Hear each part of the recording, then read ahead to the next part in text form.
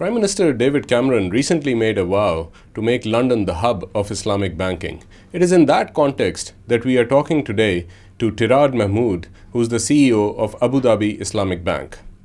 Conventional banks today are being driven by regulators to go back to basics. They're being driven by governments to go back to basics, by customers to go back to basics, by the media to go back to basics. They don't want clowns running banks anymore. We've seen what clowns did. Now they want conservative bankers with pinstripe suits who talk straight. In Islam, capitalism is not a taboo. I mean, capitalism in Islam is a fundamental part of our belief system. We're not, the religion does not support communist or extreme left socialism. This capitalism is an integral part of the religious beliefs. So making a profit in commerce is absolutely right and encouraged. However, the difference is that in an Islamic bank, the ethical standards that you have to comply with when you conduct your business have very high standards, and they're not very flexible. I can't bend them as a CEO. Conventional banks also have ethical standards.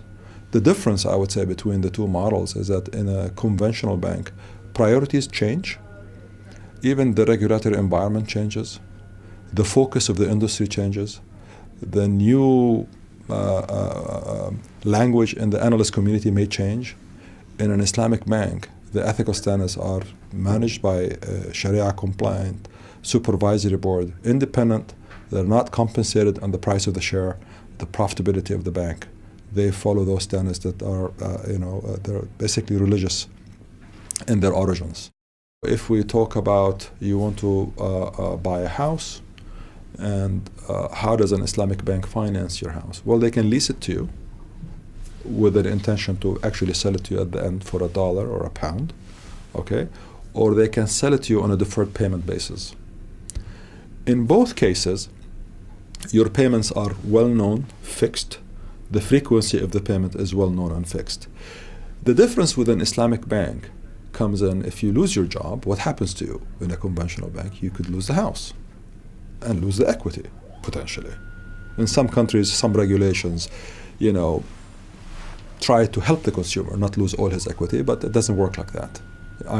Practically you lose everything. In an Islamic bank, they can't throw you out easily. There is something in the religion that says you must apply tolerance at times of financial distress. And tolerance means we have to rehabilitate you, work with you. It means we may actually waive payments. We may waive a profit that we have earned. We have to work with you and make sure that you're able to stand back on your own feet and get back into working and paying your obligations.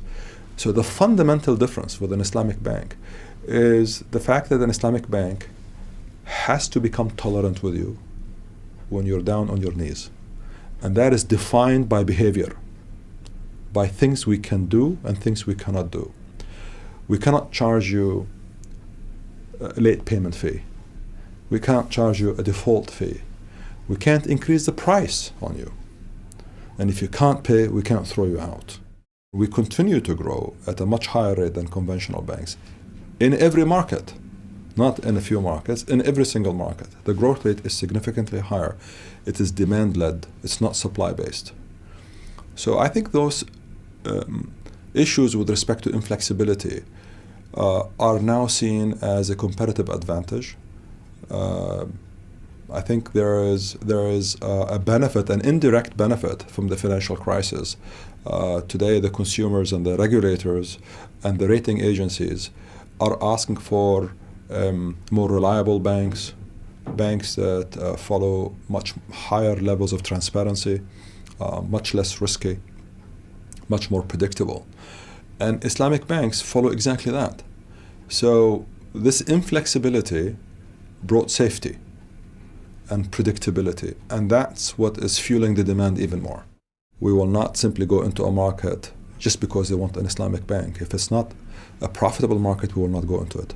We believe where we can make a profit is in the Middle East and North Africa.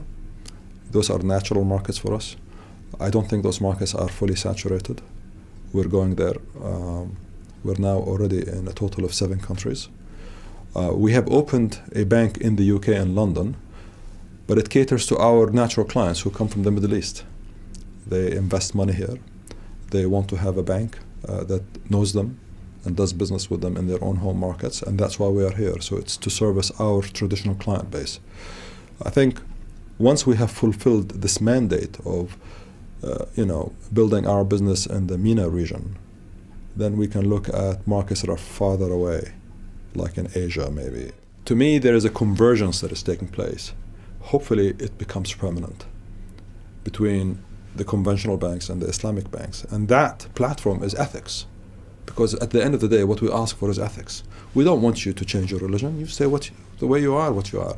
We're not preaching religion here. We're preaching ethical banking. And I think that convergence is taking place. Will it last? In Islamic banks, it should last, because the doctrine can't be changed by CEOs or boards or shareholders. They can't. Conventional banks, it depends on the priorities. Today, the priority is to do this. Let's hope this priority stays.